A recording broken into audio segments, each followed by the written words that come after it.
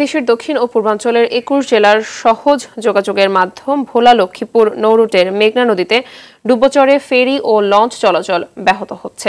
এছাড়া মজু চৌধুরীর ঘাটে প্রভাবশালী মহল অবৈধ বালু মজুত করার কারণেও সমস্যার সৃষ্টি হচ্ছে।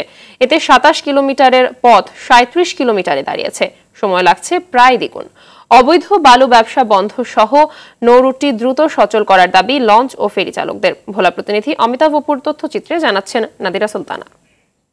একনল হ্যান্ড ওয়াশ ১০০% প্যারাবেন ফ্রি, তাই নিরাপদ হাতের জন্য আস্থা রাখুন একনলে। সড়কপথে যশোর, খুলনা ও বরিশাল অঞ্চল থেকে চট্টগ্রামে যেতে সহজ পথ হিসেবে ২০০৯ সালে চালু হয়েছে ভোলা লক্ষ্মীপুর রুটে ফেরি চলাচল। বর্তমানে ওই রুটে ৫টি ফেরিতে প্রতিদিন ৩ শতাধিক যানবাহন চলাচল করে।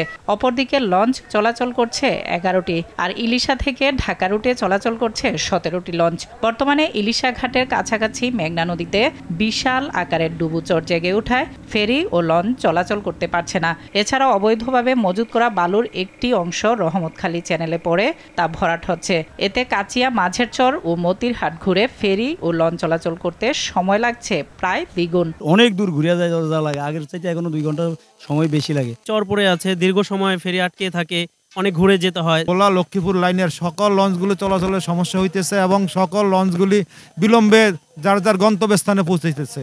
অথচ ওই চ্যানেল ড্রেজিং কাজে রয়েছে 6টি ড্রেজার। ড্রেজিং সঠিকভাবে না করারও অভিযোগ করেন অনেকেই। পানির সমস্যার কারণে লঞ্চ সমস্যা হইতেছে। ড্রেজারে তো ঠিকমতো কাটে না, ওইটা আপনার নামে মাত্র কাটে। সমস্যা সমাধানে ঊর্ধ্বতন কর্তৃপক্ষের কাছে চিঠি দিয়েও কাজ হচ্ছে না বলে জানান সংশ্লিষ্ট কর্মকর্তা।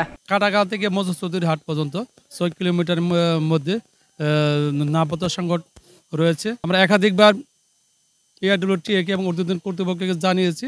ওনারা ড্রেজিং কার্যক্রম চলমান, কিন্তু আশা অনুরূপ সুফল পাওয়া যাচ্ছে না। ফেরিঘাট থেকে অবৈধ বালু ব্যবসা বন্ধ করার পাশাপাশি নৌ চ্যানেল সচল রাখতে দ্রুত ব্যবস্থা নেওয়ার দাবি সংশ্লিষ্টদের।